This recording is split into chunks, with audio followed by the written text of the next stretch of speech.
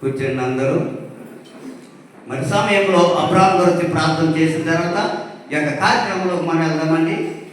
Abraham గారి ప్రార్థన.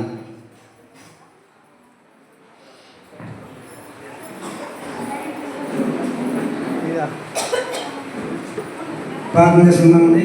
పరిశుద్ధమైన దేవాలయం గొప్ప దేవ పరిశుద్ధమైన దేవ తండ్రి పాలధారగా పది పెట్టి నీ శాస్త్ర గొప్ప దేవానికి సేవల కుటుంబాన్ని శాస్త్ర గొప్ప దేవానికి మన సేవకులు 10 మంది కనుక తోడుగా ఉండి అసలు గొప్ప దేవానికి పది పెట్టి నీ శాస్త్ర గొప్ప దేవానికి సన్నిభావం నీ శాస్త్ర గొప్ప దేవానికి ఎంతో దూరాన్ని సంతున్న తండ్రి గొప్ప దేవానికి బిడ్డకి బలత కలగకుండా తోడు